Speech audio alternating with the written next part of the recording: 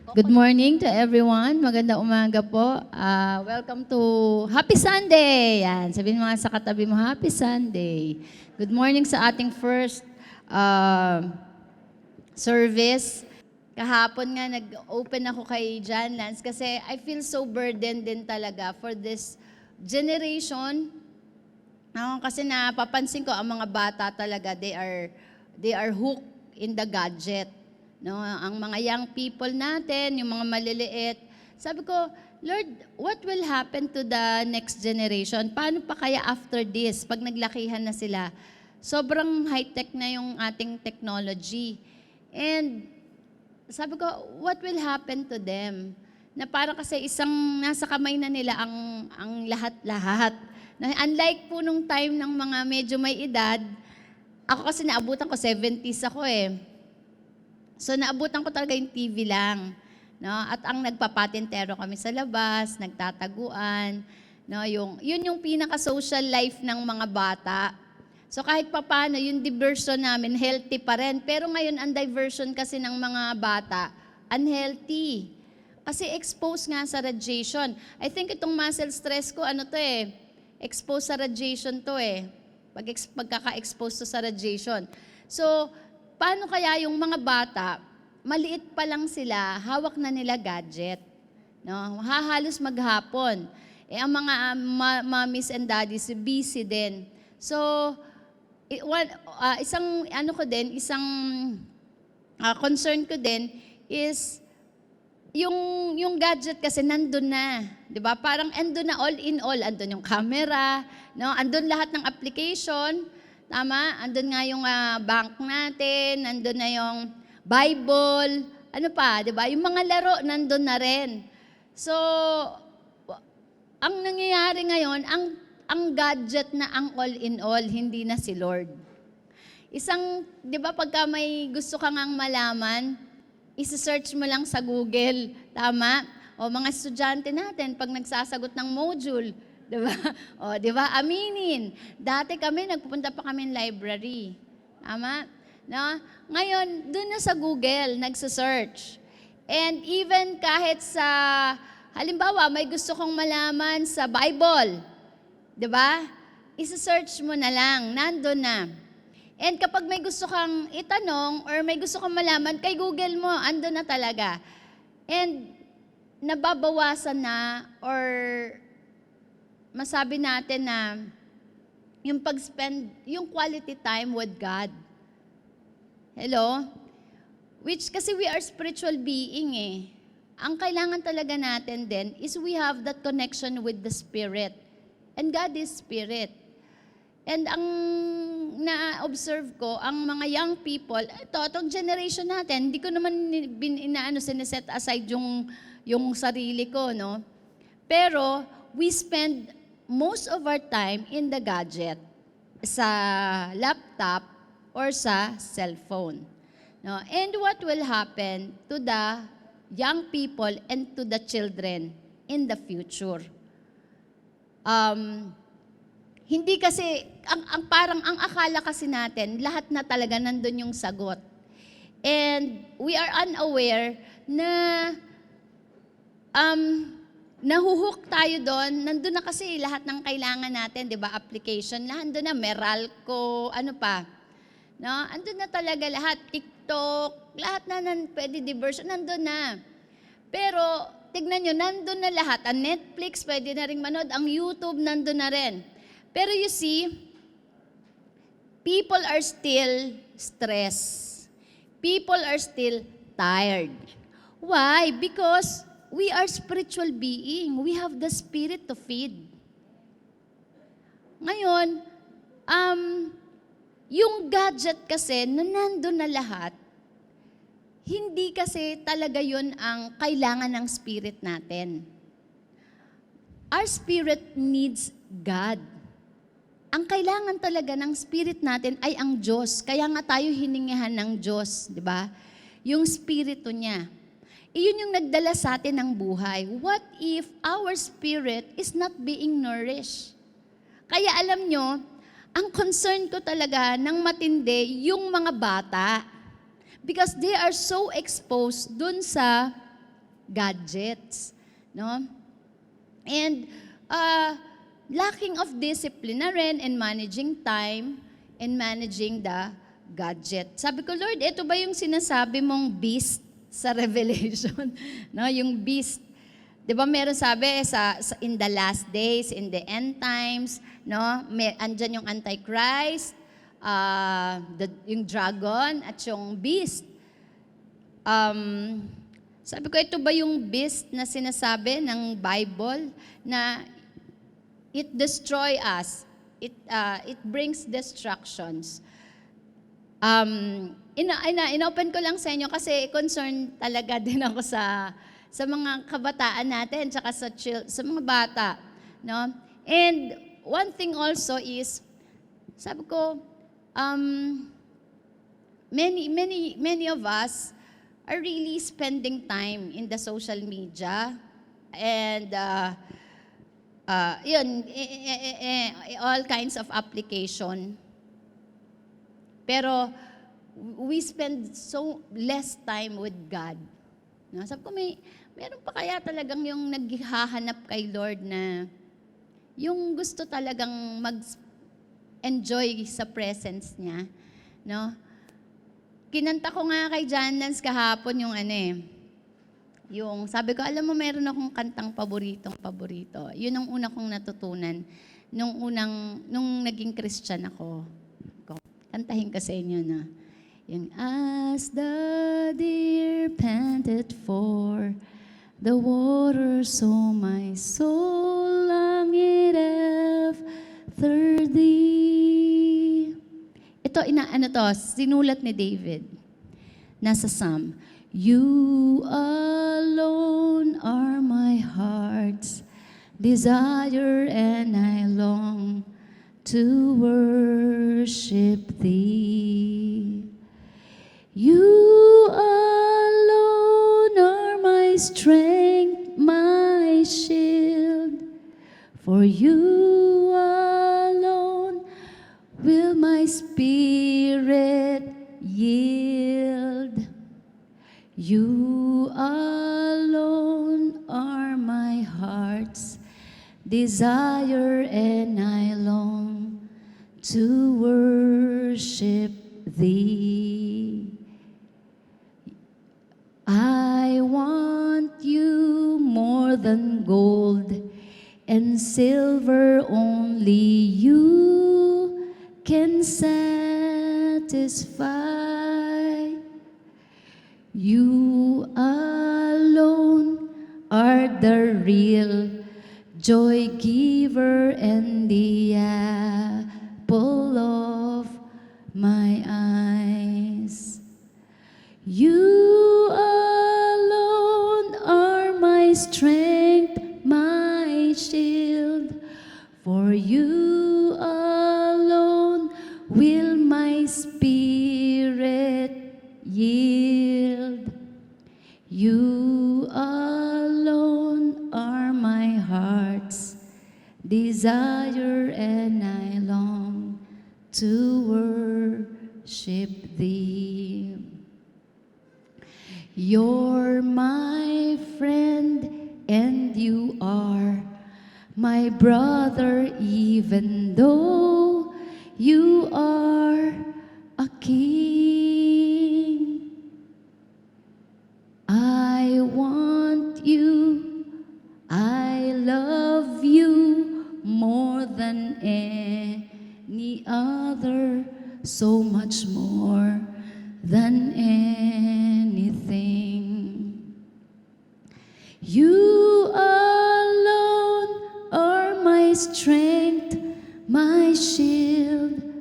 For you alone will my spirit yield. You alone are my heart's desire, and I long to worship thee. Alam niyo ba itong kanta na to? This song is very personal. It's not seeking the power of God. It is not seeking the goodness of God. It's not seeking something for God. It is seeking God. Wanting to be in His presence.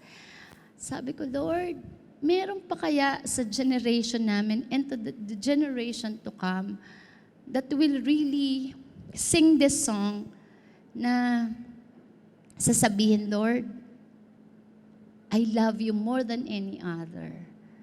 I love you more than gold and silver. You alone are my heart's desire. Eh Lord, halos lahat ng kailangan namin andyan na. No? It is within our reach. Andyan ang Lazada, Shopee, nasa cellphone na. Everything. No? Na, Lord, yung mga anak namin lumalaki na they are more aware of the gadgets than being aware of your presence. So I share this, no, that since ang ano ko po, ang title ko po ngayon ay RIP.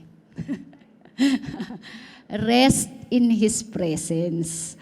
No? Rest in His presence. Pero before we continue, gusto ko lang din pong i-share sa inyo how God is really good to all of us. He is a covenant God. Last time na sinare ko po sa inyo, when God affirmed His covenant to Jacob, kasi nagkaroon siya ng covenant kay Abraham, kay Isaac, at saka kay Jacob. Pagdating kay Jacob, in-affirm niya. Hindi niya ni-renew yun. In-affirm niya na meron akong covenant sa lolo mo, sa tatay mo. At ngayon, yung covenant na yan, ibinababa ko sa'yo. Binibigay ko sa'yo. And nagmumuni-muni po ako kahapon or kaninang madaling araw. And my spirit is connecting with the Spirit of God. As a covenant God, He is really faithful. Kahit tayo unfaithful. Alam niyo ba yan? Kahit tayo unfaithful, si Lord faithful. Why? Because God has a plan. God has a plan to fulfill. Kaya nga, it's not about us. Kaya kung pagpapalain ka ng Lord, it is for the fulfillment of His plan. Ngayon, ang problema lang, when that covenant person, lumiko. No? Lumiko siya. Katulad ng si Solomon, 'di ba? Nagkasala siya sa Diyos, kaya ngayon nahati ang kingdom. Si Esau ganun din. Kaya nga kung meron siyang halimbawa nag-covenant siya to a certain person and that person break the covenant, God will wait or seek for another person who is willing and ready na i-fulfill yung covenant na yon with God. Nakuha natin. Kaya si Lord, from the very beginning, and even until this time, no, straight yan, hindi nagbabago ang plano ng Diyos. Kaya lang nagkakaroon ng medyo sanga-sanga kasi nga because of our decision. And God, sabi ng Lord, di ba, sa scripture, He is seeking people who will seek Him. Naghahanap siya ng tao na maghahanap sa Kanya. Naghahanap siya ng taong magmamahal sa Kanya at susunod sa Kanya. At through that person, ipufulfill niya ang covenant. At kung yung tao na yon ay willing at susunod sa Kanya, he will gonna enjoy the benefit of God's covenant. Amen. Katulad po ni Joseph, no, si God, meron siyang covenant to Abraham, Isaac, and Jacob. And ngayon, and through God's intervention, nagkaroon ngayon, ito si Joseph, medyo konting ano ko lang, si Joseph ay napunta sa Egypt dahil nga sa 7 years, binenta siya as ano, diba? Bilang slave. So, ando na, nag-journey na siya, naging slave siya, nakulong siya, tapos hanggang sa nag-interpret siya ng dream, tapos napunta na siya sa palace. And the rest is history for the Israelites. So, dumami na sila doon. Kapati si Jacob napunta na sa Egypt. And yun pala, yung through that, yun pala yung fulfillment ng God's covenant sa Israel. And I want to share this a few verses, hindi ko nabigay si Alex. Pero tignan natin yung 39 verses 2 to 3. How God really loves to be with us. And He promised His presence to be with us Kaya alam niyo si Joseph, kahit ano pang pinagdaanan niya na crisis sa buhay, he succeed. Not because of Joseph, but because of God's covenant. Amen. Tignan nyo sa Genesis chapter 39 verses 2 to 3. This might speak to your life. Na kung meron kang pinagdadaanan and that you receive a covenant from God, be strengthened by this message, by this verse. Sabi dyan, the Lord was with Joseph and made him successful. The Lord was with Joseph and had made him successful in everything he did. So ang isang tao ay magiging successful. Why? Because God is with you. Amen. The Lord favor him inside of sino yun? Si Pharaoh or yung isa muna, si Potiphar. Tapos nung kay Potiphar, pinabura na siya ng Diyos, may pabor siya doon dahil kasama niya ang Diyos. Napunta siya sa kulungan, ginawa siyang head doon, kaya may siya. Pagdating doon sa loob, may pabor din ng Diyos sa kanya. Tapos, nung lumabas na siya, nakalimutan pa nga nung prisoner nung kakosa niya, nung nasa labas na, imagine mo, 2 years pa. Sabi na niya, nung in-interpret niya yung dream, sabi niya, wag mo akong kalimutan pagka nandun ka na sa hari. Pero nung paglabas, nung inilabas na nga yung prisoner na yon, nakalimutan na siya. Pero alam niyo ba, ang tao makakalimot sa ginawa mo, pero ang Diyos hindi. Because God has a plan for you. Hindi nagbago ang kanyang relasyon sa Diyos. Hindi siya nag-murmur, hindi siya nag-complain. After 2 years, he went out from the prison. And eto na. The Lord favored him. Kaya nga pagdating sa palace, may pabor siya galing sa Diyos. And 39 verse 5. Because of Joseph, the Lord blessed the household of the Egyptians. Imagine nyo, the Lord make you a blessing. Kapag ang presence ni Lord nasa'yo, yung household, kung saan ka nakatira, kung saan ka nag-aaral, kung saan ka nagtatrabaho, ibibless ni Lord dyan because of you. Amen. Si Lot, bakit pinagpala? Because of Abraham. Si Laban, bakit siya pinagpala? Because of Jacob. Your family will gonna be blessed because of you. Amen. And sabi dito sa 39 verses 21-23. Because of Joseph, but the Lord was with Joseph and blessed him so that the jailer was pleased with him. You see? It's not by might nor by power, but by the Spirit of the living God.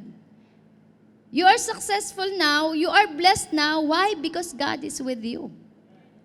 He put Joseph in charge of all the prisoners and made him responsible for everything. The Lord promotes you. Why? Because God is with you. Amen. Maaari kasing may mas magaling sa'yo, pero dahil kasama mo si Lord, ikaw ang pinromote. Amen. Meron ngang nag-testify sa akin kahapon, lumapit. Sabi niya, Pastora, hindi ko nababanggitin niya, baka sabihin kinakwento ko ang buhay niya. Pero this is a very good testimony. Bago kasi nangyari itong magandang pangyayari sa buhay niya, lumapit siya, Pastora, sabi niya, na-retrench ako. Retrench ba tawag doon? Yung nawalan na sila nag-close yung kanilang account. Wala na po akong trabaho. Sabi ko, ngayon, pero sabi niya, hindi pa naman ako tinatanggal, terminate. Meron pa rin po akong sweldo, pero naghihintay lang po kung may project. Yung pala, sabi ko, mapalad ka. Imagine mo, wala kang pasok, sumusweldo ka. Sabi niya, hindi po. Sabi niya, there is, parang nawala na siya ng pag-asa. Sabi niya, there is life after. Sinabi niya kung anong company siya. Malalaman niyo eh.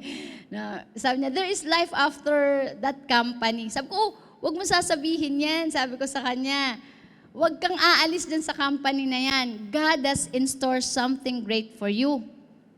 So, in short, naghintay lang siya. Pero after a week or 2 weeks, nagkaroon siya ng panibagong offer. And kagabi lang, nakakatuwa po kasi meron tayong kahapon Freedom Day. Lumapit siya, Pastora, sabi niya, ngayon ko naranasan. Sabi niya, yung value ko 50K na. 50K? Sabi ko, kita mo? Sabi ko, meron ka pang there is life after. Diba? Sabi ko, yung pala, God is planning for greater things for you. No? O, sabi ko, hindi lang 50K ang value mo. Mag-i-increase pa yan. Sabi ko, no, just remain faithful to God. Sa tithes mo, sa offering, sabi ko gano'n sa Kanya, just be faithful to the Lord. Amen. And sabi niya nga, alam niyo, Pastora, ito pa sabi niya, nakakatuwa. Sabi niya, ba't ako? Sabi niya, parang hindi siya makapaniwala na gano'n ang value niya. No? Sabi niya, ako'y isang mokong. Ako'y isang mokang.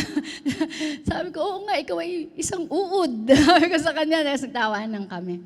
Pero sabi ko kasi, pag binigay sa'yo ng Lord yan, now when God promoted you, the Lord will elevate you and increase you. Amen? No? Ang tawag po doon ay God's favor, na kahit ikaw hindi ka makapaniwala na merong kanon. Amen? No? So, ganun si kay Joseph, no? And sabi dyan, because the Lord was with Joseph and made him succeed in everything he did. You see, I believe, no, that ang buhay po ng tao, kahit ano pang pag-i-strive mo sa buhay na to, pero kung di ka sasamahan ng Lord, it is useless. It cannot be considered successful. Amen. Ang successful talaga na buhay ay yung sinamahan ka ng Diyos. At nasa direksyon ka ng kanyang plano. Yun ang maganda kay Joseph, no? Tumuloy ang covenant sa kanya, down to him. And in spite of all the trials na na-experience niya, no? He never been unfaithful to God. He stick to his relationship with the Lord. Kaya nga yung covenant ng Lord dumaloy sa kanya. Kaya if you want that covenant of God to you, God is faithful. Kapag nangako ang Diyos sa'yo, tutuparin niya. At ang maganda sa Panginoon kasi nga, I tell you, when God promised, no, yung to the fourth generation, according to Deuteronomy, no, to the fourth generation, ang kanyang covenant. Kaya, yung covenant na yan, na maaring yung parents mo, may covenant ang Diyos sa parents mo, dumadaloy na sa'yo yan. At kung sa'yo naman magsimula, hanggang to fourth generation yan. And God is faithful. Amen. Na? Palakpakan nga natin ang Panginoon. Hallelujah. And now, let us go back to our main menu. Resting in His presence. A way out of burnout. No? This is just a very simple message to all of us. Sabi ko nga, nag-iisip-isip ako. Sabi ko, Lord, bakit kaya kahit pandemic? Pandemic na, syempre lahat tayo nasa bahay na, di ba? Na-lockdown na tayo eh. So, work from home na. Sabi ko, pero bakit parang ang tao, stress pa din? No? Parang pagod pa rin. And meron pa rin po kaming nababalitaan na may mga nagsusuicide. No? Meron pa rin parang distress. You know, really, it's not just the physical rest. It is the spirit. Kasi kahit nasa bahay tayo, kung talagang ang time natin is hook, no? Or we are spending a lot of time in the work of the flesh.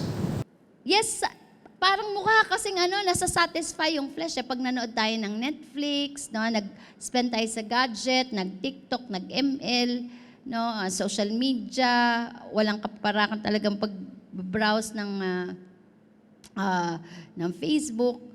Parang nasa satisfy lang yung mata mo, yung flesh, pero yung spirit hindi. Hindi niya talaga kayang palakasin ang spirito mo. Because only the Spirit of God and the Word of God can sustain you and strengthen you. Hello? Kasi ang physical, madaling itulog yan. Pero pag ang spirit, ang distress at ang soul, dyan na talaga lumalabas ang problema. Hello?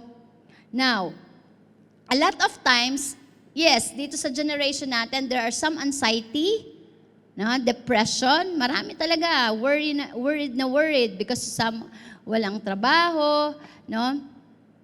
Katulad nga nung nakausap ko, talagang parang sa mukha niya, worried siya. But since dahil siya ay anak ng Diyos, talagang may pangako ang Panginoon, hindi siya pinabayaan, hindi pinabayaan ng kanyang pamilya. So merong mga depression, no? Alam niyo ba ang depression ay it may attack anybody, kahit bata, kahit matanda. At ang depression kasi, no, delikado siya lalo na kapag nag-iisa. No? It sometimes you isolate yourself. Hindi, not necessary sa physical, pero yung emotionally nag-isolate ka na. Mentally, meron ka ng nag-isolate ka na. Yun ang delikado, no?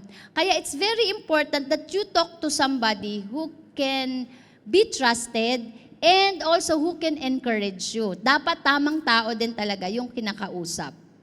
And also we can experience discouragement. It comes from 3 sources. Itong anxiety, depression, and discouragement. Una, from Satan. No? It comes from Satan. The spirit torments soul. It is a demonic attack. 'Di ba si Saul, no? Nung siya ay nagkasala sa Diyos, when he disobeyed God, nagkaroon ng entry point ang demonyo sa buhay niya. That's why the bad spirit tormented Saul. Kaya, alam niyo, pagka ang bad spirit pumasok sa isang tao, nawawala yung peace. Gulong-gulo na. Naguguluhan na siya. Full of insecurity ni si Saul. No? He became depressed. He became worried. And even the very faithful soldier niya na si David, gusto niyang patayin. That is a demonic attack. No? Si Saul, mahilig siya sa entertainment. Yung, di ba, pagka na-torment na siya, di ba, nawawalan na siya ng peace, tinatawag niya sino? Si David para tumugtog sa kanya. Gusto niya ma-entertain. Buti na lang si David, anointed. Kaya nga, pagka si David tumutugtog, lumalabas ang bad spirit. Kaya ang problema sa atin, pag tayo na-depress, may anxieties tayo and depression, no, or discouragement, kapag wrong entertainment ang napuntahan natin, hindi lalabas ang bad spirit dyan. Hello? Pangalawa, from sin. From sin. Pag nagkasala, when Samson committed sin, the power of God or the Spirit of God left him. You see, no? You may feel depleted, empty, and guilty when you commit sin. Kapag ang isang tao nagkasala, no? The Spirit of God left. Tawag dito, sabi na grieve ang Holy Spirit. Kaya nga, pag ang Holy Spirit is not active sa buhay natin, doon na pumapasok yung emptiness, depletion, we feel guilty, we have that self-condemnation. And magulo na yung pag-iisip natin. Hello. And, pangatlo ay through service. Yan.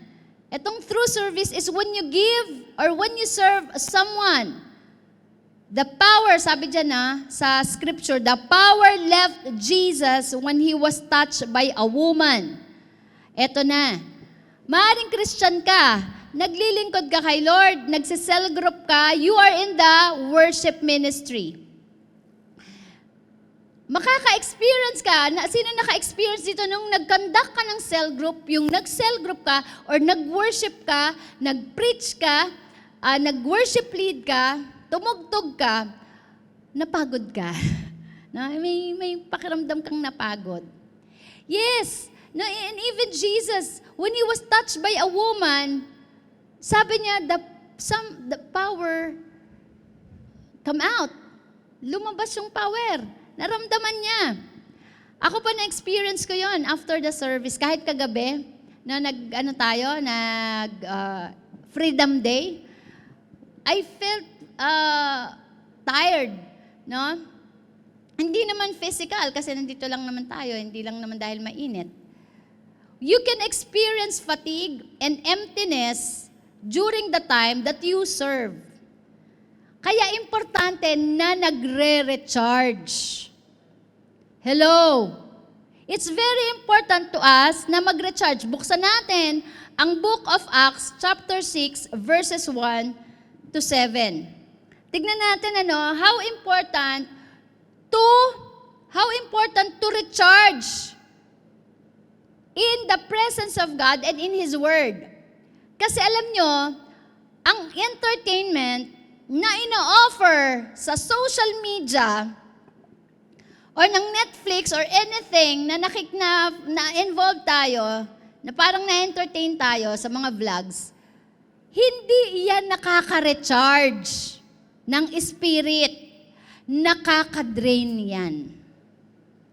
Amen. Sabi ng Bible sa Galatians, the work of the flesh brings death, and the work of the Spirit brings life.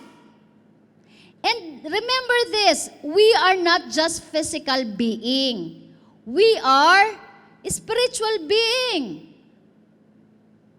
So, let us be careful not to fall into that trap. No, kaya nga, ako sabi ko, Lord, kinakabahan ako at saka nalulungkot kasi, Lord, kahit kaming taga-church, nasa loob na ng church, kahit na anak na ng Diyos, no? Kaya sabi ng Bible, even in the last days, even the very elect will be deceived. Kasi nga, we are so much involved to many things in the world na yung spirit natin hindi na nare-recharge. Hello? Tignan natin sa Acts. In those days, when the number of disciples was increasing, the Hellenistic Jews, ang tawag sa mga Gentiles na may lahi na Jew, Hellenistic, among them complained against the Hebraic Jews. Ito naman yung Hebrew, yung pure. Because their widows were being overlooked in a daily distribution of food. So the 12 gathered all the disciples together and said, "It would not be right for us to neglect the ministry of the Word of God in order to wait on tables. Brothers and sisters, choose 7 men from among you who are known to be full of the Spirit and wisdom." You see, magsaserve ka nga lang ng table. Anong ibig sabihin? Kumbaga ang tawag mo dyan, waiter, waitress, di ba, server. Anong gagawin mo lang? Yung maglalagay ka ng mga lugaw, ng mga pagkain sa table. Kailangan anong requirement?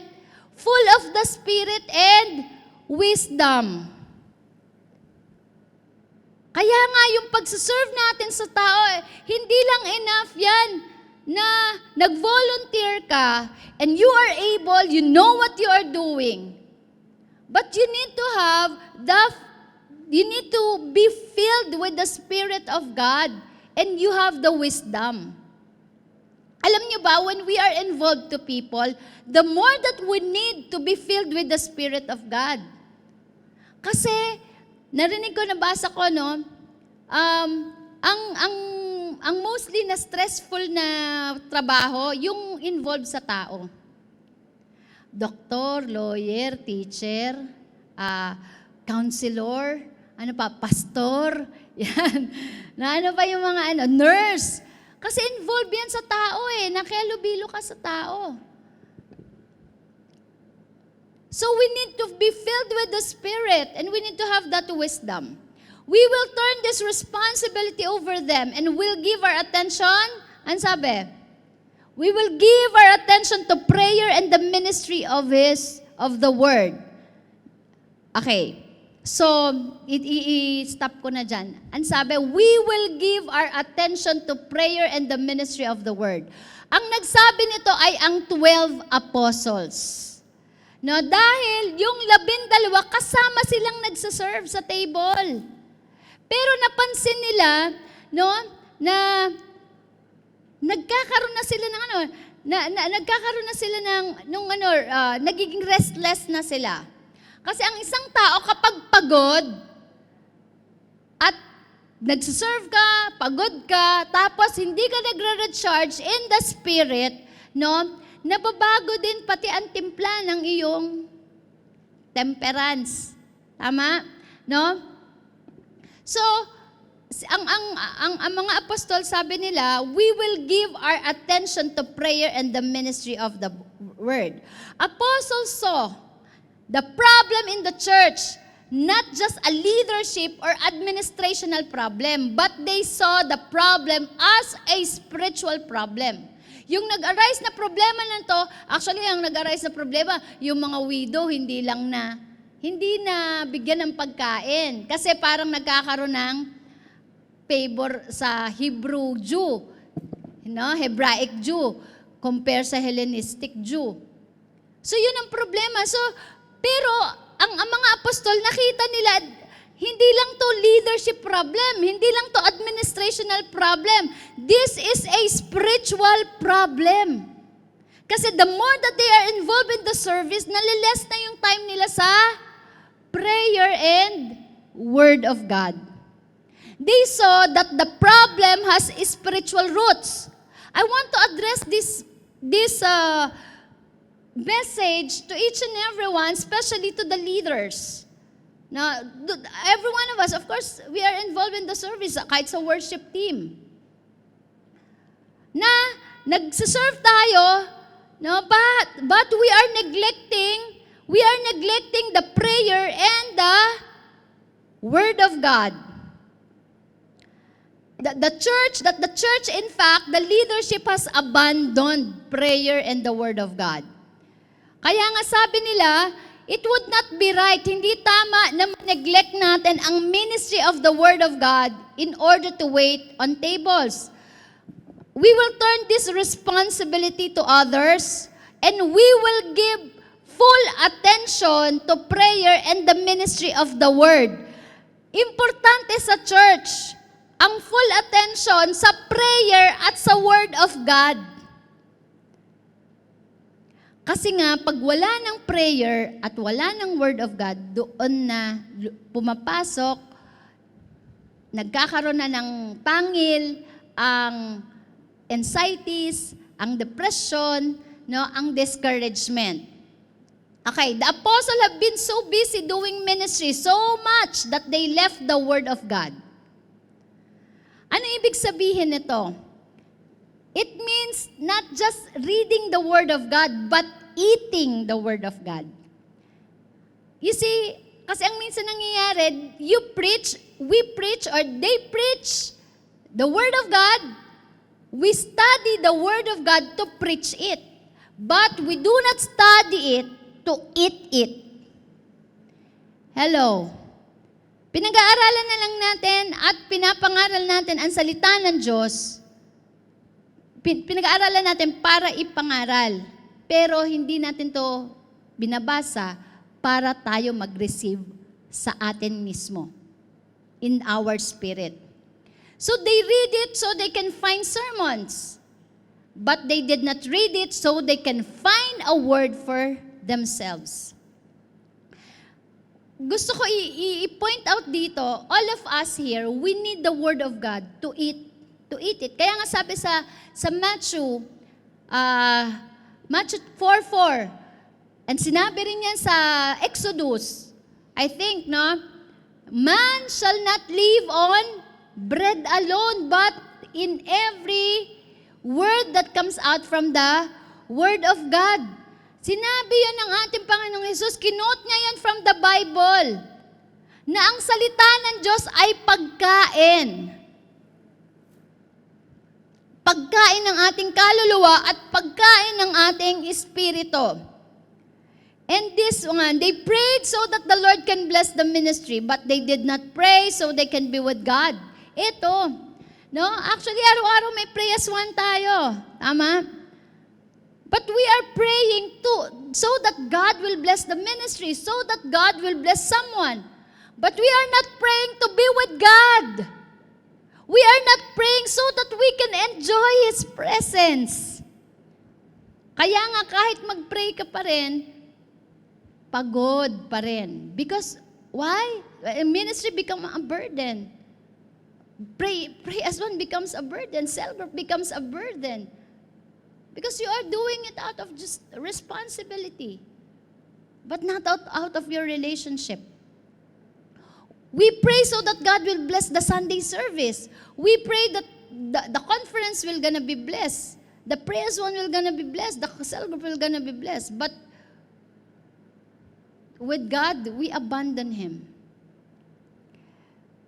You know, ministry is more spiritual than we realize. It requires a spiritual strength. Worship team, no? Cell leaders. Ministry is more than spiritual. We need spiritual strength to perform it. It requires spiritual power, and that power is found in our relationship with God. Ang mahirap kasi pag matagal na sa ministry, and we are doing this a lot of times, many times, repeatedly, halos na master mo na yan, no? Kahit nakapikit pa, parang alam mo na gawin yan. We become more technical than spiritual. Hello? So as our church grows, if you feel discouraged in serving God, diba? If you feel you are worn out as a Christian, you feel depleted, yung parang pagod ka na. And if you are numb, parang ano ba yung wala ka nang maramdaman? No? Manhid ka na. Even sa worship, di mo na maramdaman. No? You are numb in your worship. Yung bagay-bagay ay naging routine na lang sa buhay mo. The Word of God lost its appeal to you. Remember, you are in a spiritual battle. Amen. No? Ano yan dapat? It should always have the wang-wang. No? May wang-wang tayo. Warning na yan. Di ba pagka ang isang tao ay parang yung ginaagaw buhay na, inaambulansya na yan eh. No? Priority yan. Kaya ang spirit natin, pag starving na yan or dying, ambulance ang kailangan niya, nagwawangwang dapat yan, may warning na. And if you feel discouraged, and if you feel depression, if you are worried all the time, wangwang yan. That your spirit and your soul needs to be recharged. The Word of God will not condemn us, but it will warn us, it will remind us to where we need to go back. Amen. Preaching, leading worship, or whatever we do is more spiritual. Hello? It's more spiritual. Yung pagtugtog nyo, worship team. It is more spiritual. Hindi lang yan tungkol sa skill. Alam niyo si David, instrumentalist siya, pero worshiper siya muna. Bago siya nagtugtog sa palasyo ng hari, sumamba siya sa panahon na siya ay nag-aalaga ng tupan na siya at ang Diyos lang. Wala siyang audience. Bago niya maging audience ang hari, naging audience na muna mga tupa. Kasama niya, nag-worship siya kay Lord. Kaya siya nakasulat ng napakaraming kanta para sa Diyos.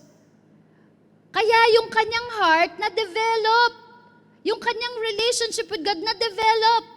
No? Kaya alam nyo, sa akin importante, bago ma-develop ang skill, kailangan ma-develop muna ang relationship as a worshiper to the Lord. Therefore, ministers need to have a spiritual resource. And that is Jesus. So that we can flow our ministry. Our ministry will flow out of our relationship with God. Yung ministry natin, yung pag-aalaga natin ng mga disciples natin, it should be flowing out of our relationship with God. It's not a burden. Hello? It is a flow out of your relationship with God. Ministry today, as I have said, become more technical than spiritual. Technology than the Spirit of God. Ma-realize man natin o hindi, ang galing na kasi ngayon talaga ng mga bata. Sa totoo lang. No? Kami, ang dance step lang namin nun, ganun. Okay na kami sa dance step namin, ganun-ganun na kami. Pero ngayon talagang parang mga bulate, no, na nilagyan ng asin, na talagang ang galing ng kanilang mga moves. Ganon din ang mga media team. Grabe, high-tech na din because of the technology and the application. Pero, you cannot replace the Spirit of God with our technology and skill. We need the Spirit of God. Because only the Spirit of God can bring life. Amen. In the ministry that we do, yes, we need to be excellent in the skill.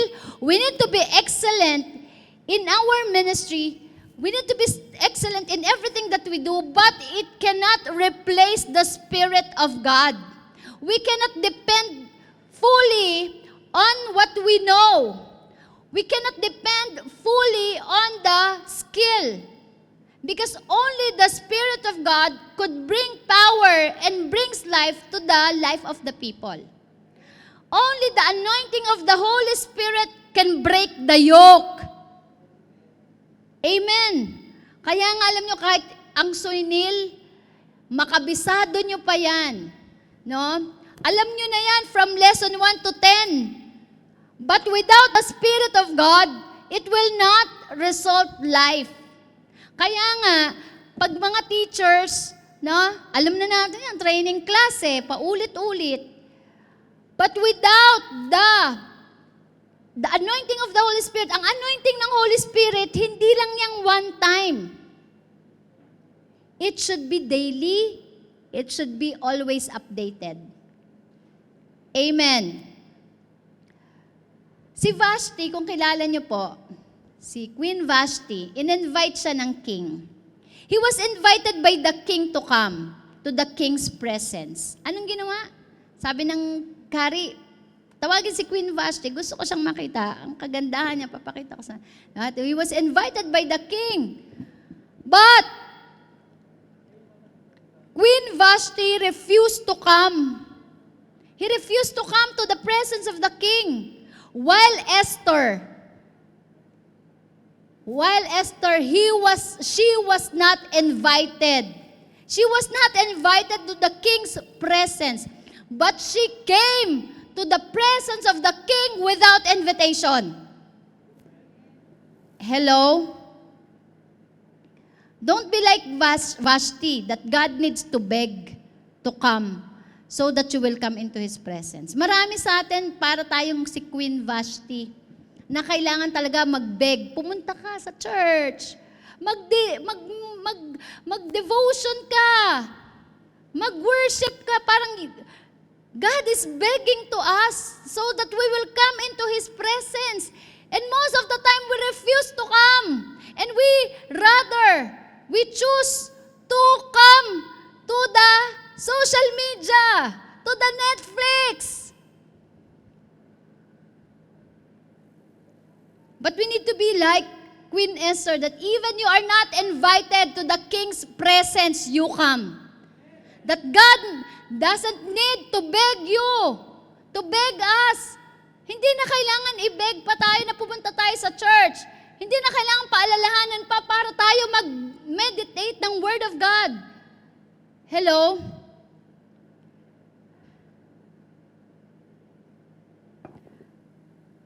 We may say that I want to pray when I'm not invited to pray. Meaning, hindi lang yung nagpe-pray ka na you are asking, but you are enjoying the presence of God.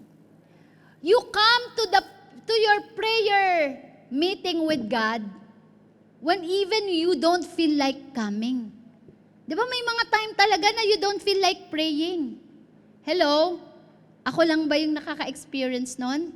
No? Na minsan nakaka-experience ka na parang you don't feel like praying, but still you pray. Yung sasabihin mo, I want to read the Word of God even when I don't feel like reading the Word of God. You don't do it because God needs to beg you. Hindi mo gagawin yun kasi dahil nagmamakaawa sa inyo. Pumunta ka na, please, please. Alam niyo si Lord, actually, hindi naman siya umaalis doon sa inyong meeting place. God is there, always waiting. And minsan, ang indication natin na tayo ay napuspos kapag ka nag-e-enjoy na tayo. Minsan hindi naman natin ganun na nararamdaman natin. Pero it doesn't matter as long as God is enjoying you. Hindi lang naman tayo ang nag-e-enjoy sa presence ni Lord. Si Lord nag-e-enjoy din sa presence mo. Hello? Meaning, alam niyo yun yung, God doesn't need to beg to us to come. It means that hindi mo na kailangan makareceive pa ng strong conviction. No, yung hindi na mo na kailangan sobrang kabahan ka, you will gonna be hit hard so that you will gonna read the Word of God. You just need to do it or you just do it because you love His presence. Whether walang conviction yan, kahit wala ka nararamdaman, no? You are there, you come because you love His presence. Alam niyo yung message na ito, very personal po ito. It's not about our success. It's not about of overcoming this pandemic. But this is about our personal relationship with God. Kasi sa dami na rin nang narinig natin na mensahe na nagpapa-uplift sa atin, pero pag uwi natin, bakit ganun pa rin? Why? Because it's not just the sermon that we receive during Sunday. It is our daily walk. Our daily stay with the presence of God. It is the Spirit of God, it is the presence of God that will gonna sustain us. Amen. And you know, si Esther, pumunta siya sa lumapit siya sa king's presence. Why? Because the presence of the king is above the palace. Hello? Actually, yung church, yung ministry na ginagalawan natin, palace yan. No? We are running the cell group, we have the J12, we have the gimmick, we are serving the people, we are leading worship, we have the training in class, teaching in the class. Those are the palace. But the presence of God is the most important thing. When we put God's presence first, something begins to happen. Kaya nga, sa paggawa natin ng ministry, sa pagsuserve natin, if we put the palace above and the presence is below, we get tired and grow weary. Napapagod tayo. No? When we put God's presence first, something begins to happen. It refuels our passion for Jesus. And out of that, we will serve God. Pag na-refuel na yung passion natin for Jesus, then we will keep on serving God na kahit na pandemic, kahit na ano pang na-experience na si Joseph. Why? He continued in spite of all the trials that he encountered. Why? Because he has that regular, constant relationship with the Lord. Out of that, we will not get weary and not get tired because He is our source. Amen. That is the secret. No? Kaya tayo pala napapagod, hindi lang physical. Ang pagod sa atin is spiritual. Ang spirit natin at ang ating kaluluwa. Ano sabi sa Isaiah 40? Isaiah 40, those who wait upon the Lord shall renew their strength. Sabi, even the young people grow tired. They grow weary, but they will walk and not grow tired. They will run and not grow weary. Sabi ko, tamang-tama. Kahit nga ngayon, ang mga young people parang pagod. No? But you know, if you wait upon the Lord, and waiting is the most neglected thing. Ayaw natin ang nagwe-wait. Lalo na sa generation na to, ayaw natin nag-iintay. Tama?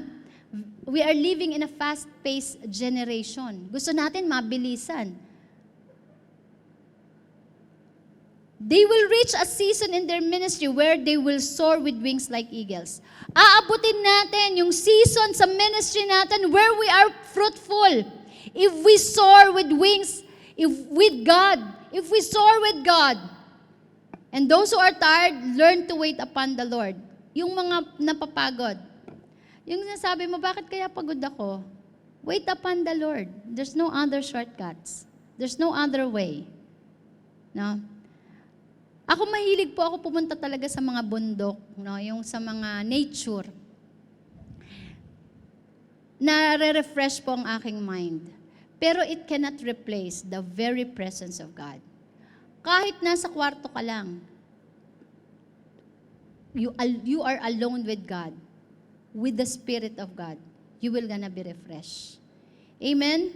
No? Your walking, your running, and your soaring need to be fueled by waiting. Sabihin nyo nga, waiting. Waiting upon God. Kaya nga, alam nyo, itong nangyayari sa atin, no, imposible na hindi na tayo makapag-waiting kasi nga, nandito na tayo, pandemic, lockdown tayo. All the time we are at home. 'Di ba? Wala na-cut na yung time natin sa travel kasi nasa bahay na lang eh. And yet, bakit wala pa ring waiting time with the Lord? Naiinip pa rin. No? Pagod pa rin. You see, sa Luke 10:40, pakibasa nga. Pakilagay. Luke 10:40. But Martha was distracted with much serving, and she approached him and said, Lord, do you not care that my sister has left me to serve alone? Therefore, tell her to help me. Si Martha ay isang example ng isang Christian na nagsiserve. Nagsiserve kay Lord, pero worried, troubled, complaining, murmuring, distracted, and blaming. Alam niyo po, pag tayo pagod, yan ang nagiging attitude po natin. Nagbe-blame tayo, nade-distract tayo. Now, we are so worried, we are troubled. Pero gustong i-point out ng ating Panginoong Hesus kay Martha, you need to put His presence above before progress. Minsan kasi gusto natin agad resulta. No? Gusto natin yung resulta, yung trabaho. Pero we neglect spending time with the presence of God. Alam niyo po, even sa family, if we lose the presence of God in the family, dyan pumapasok ang violence, no, ang kaguluhan. So we need to prioritize the presence of God in our family. We need to prioritize the presence of God in our lives. Amen.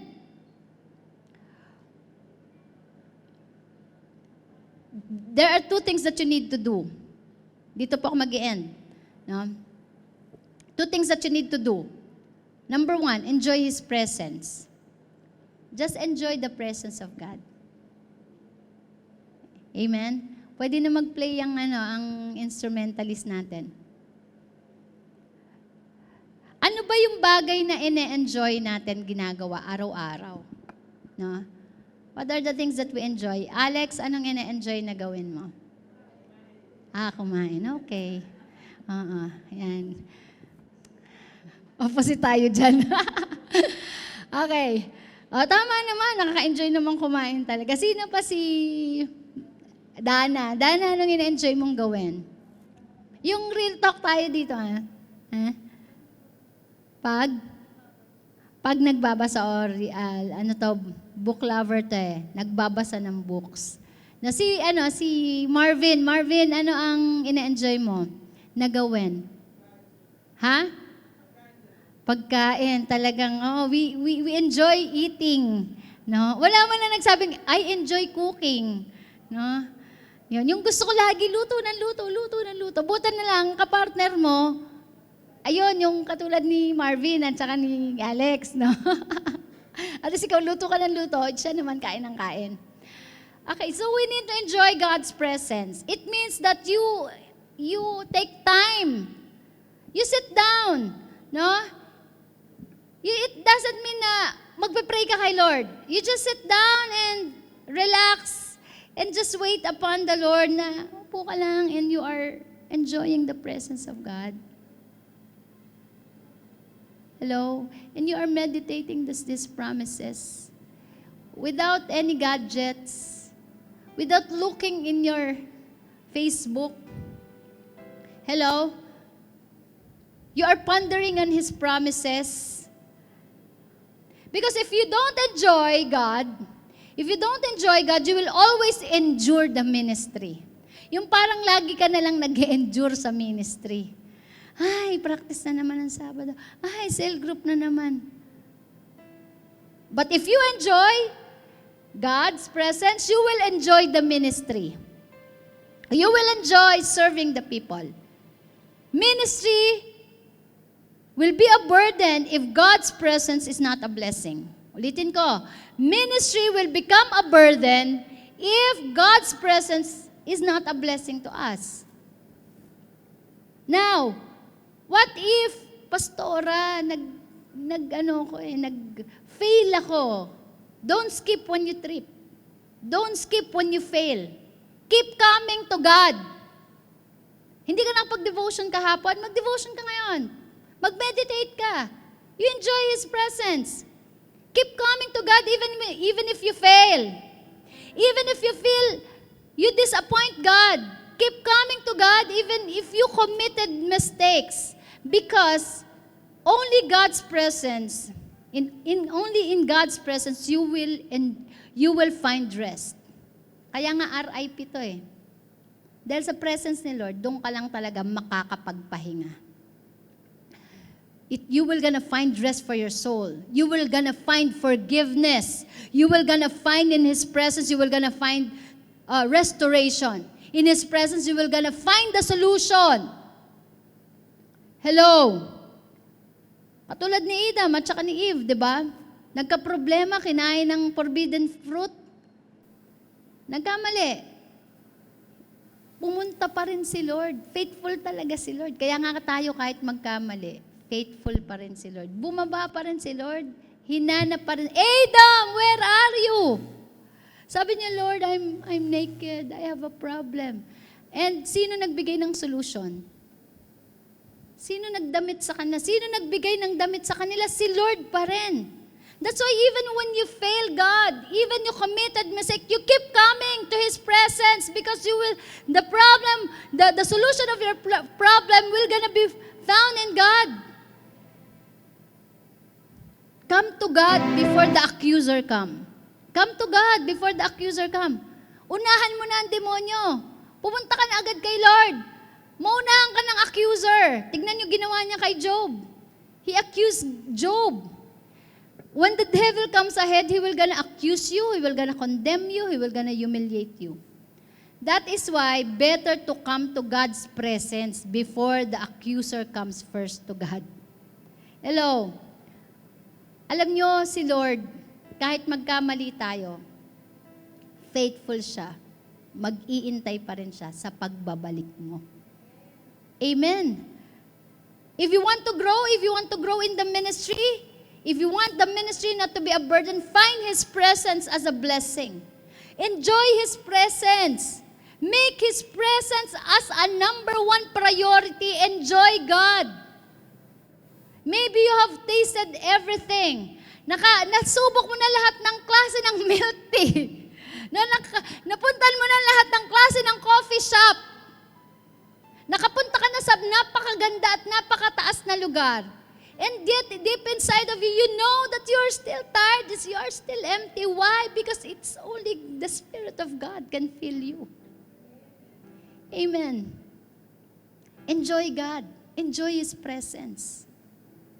Huwag kang matakot na lumapit kay Lord kasi hindi ka niya i-condemn. Ano sabi sa Bible? There is no condemnation to those who are in Christ Jesus. Amen. Number 2, eat His Word. Kanina, enjoy His presence.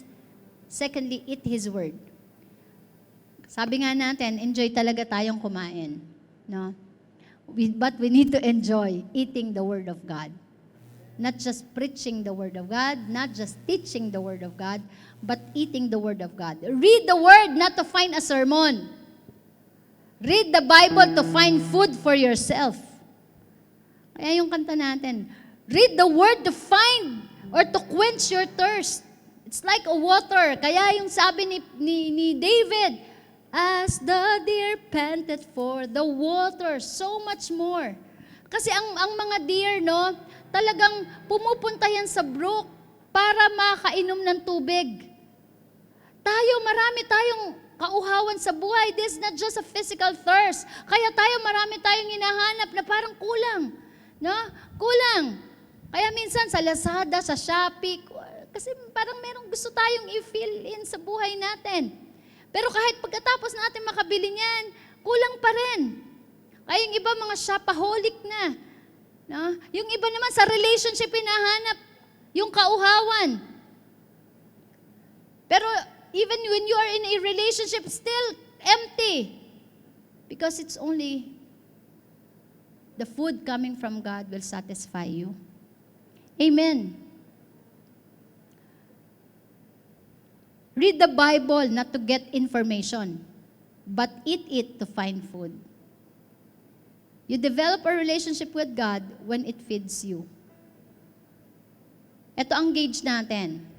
Sa sasakyan may gauge po. If emotionally there is no peace, if mentally the storm does not calm, and if waiting on God does not cause you to run, walk, and fly without leave, ibig lang sabihin that you are not enjoying the presence of God and you are not receiving or not being fed by the Word of God. Na kahit nagsimba ka na, no? Munta ka na ng Sunday, okay? Nagbasa ka na rin. And yet, bakit parang, Lord, hindi pa rin nawawala? Bakit wala pa rin peace? Bakit hindi pa rin nakakalma yung isip ko? Ibig sabihin, you are not really being fed.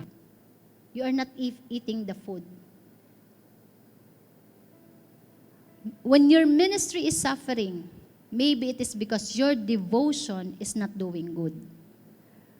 When you are struggling in your outflow, check out what is coming into you. Pag nag-struggle ka sa outflow ng yung ginagawa, i-check mo, ano ba yung pumapasok sa'yo? Ano ba yung pinapakain mo sa spirit mo? Ano ba yung pinapakain mo sa soul mo? Sometimes it is easier to blame other people for everything. Minsan tinuturo natin, no? Biniblame natin ang leader natin, biniblame natin ang ibang tao, ang disciples natin, right? No? Biniblame natin ang ayuda. Marami tayong biniblame. But we may ask ourselves, where is my relationship with God right now? Nasaan na ba yung relationship ko with God? That in spite that katulad ni Paul at ni Barnabas, they were in jail but they sing praises. They still serve God. Na kahit na nasa pandemic tayo at anumang problema meron tayo, we can still sing songs of praise. We can still enjoy His presence. You know, when you find pleasure in God's presence, when you find peace in God's Word, kahit nasa trials and testing ka, you can still sing songs of worship, sing songs of praise to God. Amen. Now, Jesus said, "Come to me, all you are weary and heavy laden, and I will give you rest." There is an invitation coming from the King. Amen? In order for us to overcome the discouragement, in order for us to overcome distress, depression, and whatever it is, you need to prioritize and come to Jesus first. Kung andun ka na dun sa parang susuko ka na, you feel so discouraged, you feel so tired, prioritize. Prioritize Jesus. You stop what you are doing now.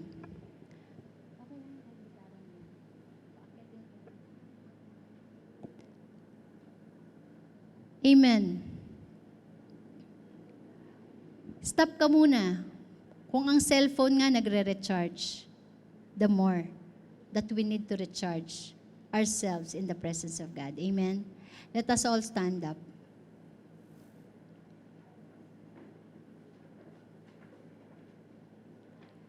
Hallelujah.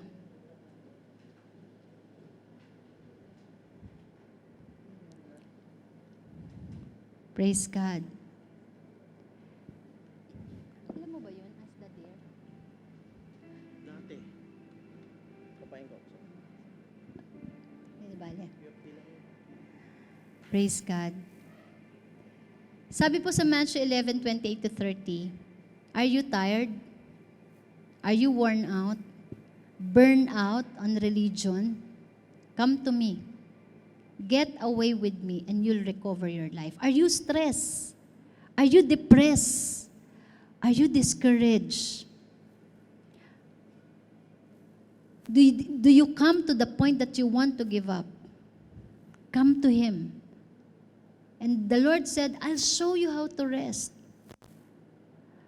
Kaya tayo napapagod kasi ang sinasabayan natin, mundo. Sabi ni Lord, I will give you rest. I will show you how the real rest. Walk with me. Work with me. You know, this world is too much. There's too much pressure in this world. But when we walk with God, He will gonna show us the real rest.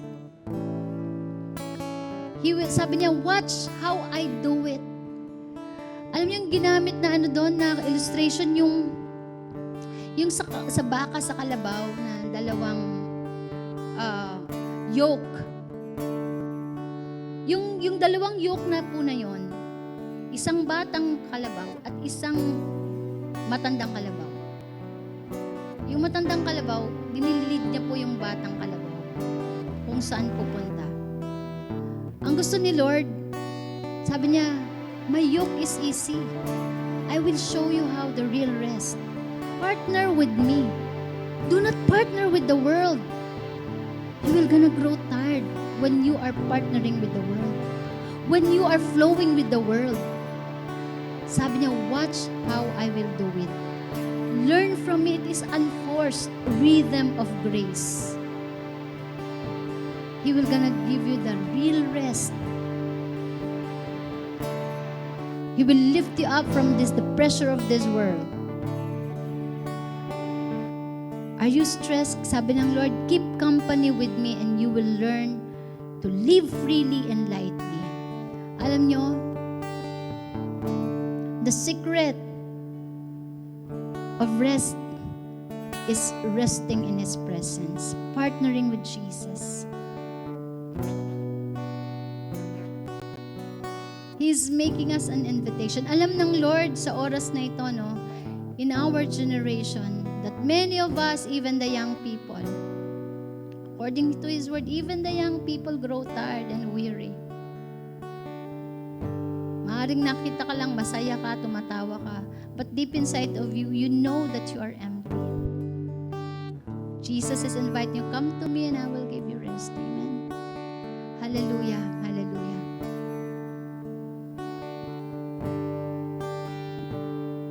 Let us pour out our heart to God. Allow the Lord to begin to begin His ministry to you. Just enjoy His presence. Kung napapagod ka na, kung na-stress ka, kung nade-discourage ka ngayon, kung nade-depress ka, kung mababa ang self-esteem mo, if you have problem with your family or whatever in your relationship, go and partner with God and He will gonna show you the real rest. Trust Him. Trust. Partner with Him. Trust Him. Partner with Him.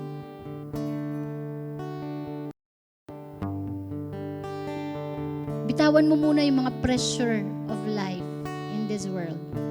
Bitawan mo muna all the worries. And take a rest in His presence. Amen? Hallelujah. Let's have a moment of silence. No, and while I'm gonna singing this song again as the deer, allow the Spirit of God to touch your life and give you the rest that you need. Amen. Enjoy His presence. Enjoy His presence. Pwede mong balikan yung mga pangako sa inyo ng Panginoon. Hallelujah. Thank you, Jesus.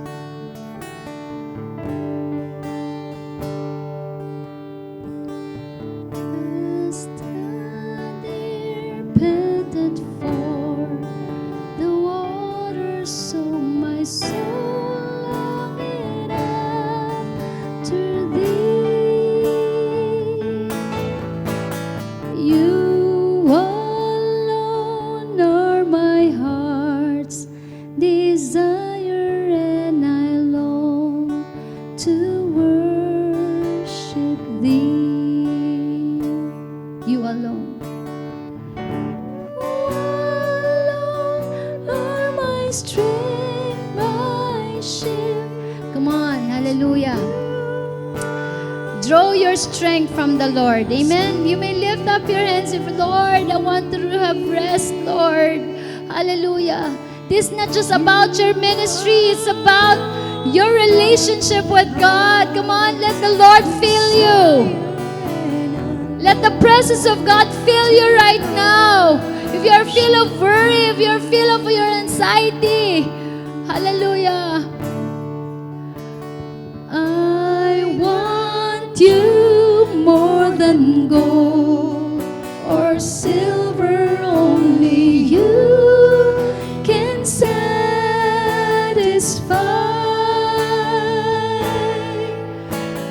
You alone are the real joy giver and the apple of my eyes. You alone. You alone are my strength, my shield. To you, hallelujah, yes, Lord. My spirit will gonna yield in you, Lord. You alone are my heart's desire, and I long to worship Thee. You're my friend. You're my friend. Yes, Lord. My faithful friend. You never fail, Lord. Hallelujah. Yes, Lord. Lord, we love to be in your presence. We just love to be in your presence. It is irreplaceable. Me others so much more. Hallelujah. Than anything. For you alone. You alone are my strength, my shield. To you alone may my spirit be. In you we will yield, God. You alone are my heart's desire, and I long to worship Thee. Hallelujah. You know, the Bible said, God is a jealous God. He was so jealous to this world. At sa puso natin, we are so consumed. So much of this world, so much of the technology, so much of the gadgets, that we abandon the very essential of our lives. Your spirit is starving. Your spirit is longing for the Spirit of God.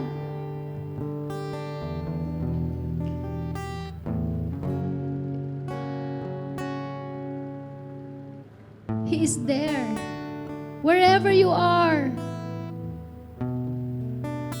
In a very small room. In the library. In the comfort room. In the kitchen. In the dining. You can find God is there. Let your spirit connect to His Spirit. Hallelujah. Lord, let our spirit yield. Let our spirit yield in your presence alone. Our spirit will not yield in the technology. Our spirit will not yield in the gadget. Our spirit will not yield in the entertainment. Our spirit will yield in your presence alone. You know, even the strongest person, even the most influential person that we know needs God, need the Spirit of God. And even Jesus, when He was on earth, nandito siya sa lupa, He always spent time alone with His Father. He recharged Himself. He recharged His spirit. Hallelujah.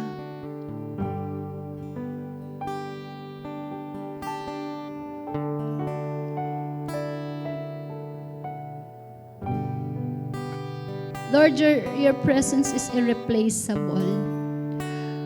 At kahit dumating pa, Panginoon, na tumaas ng tumaas ang technology namin, it cannot replace your very presence. It cannot replace, Lord, only you, God. Kahit mag-multiply pa ang kayamanan, ang wealth, ang pera, Lord, it cannot replace you. We will always go back to our meeting place, Lord. You and I. Hallelujah.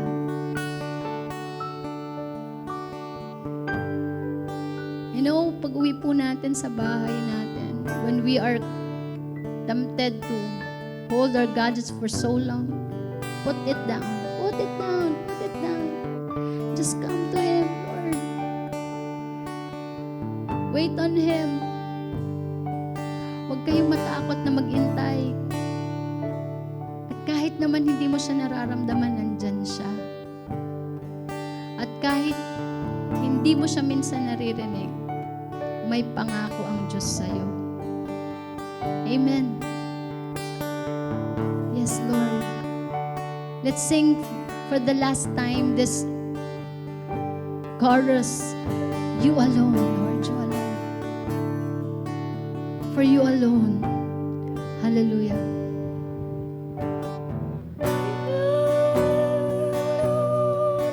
You are my strength. You are my shield. To you, Hallelujah. may my spirit Yes, Lord. You alone are my heart's desire, and I long to worship Thee.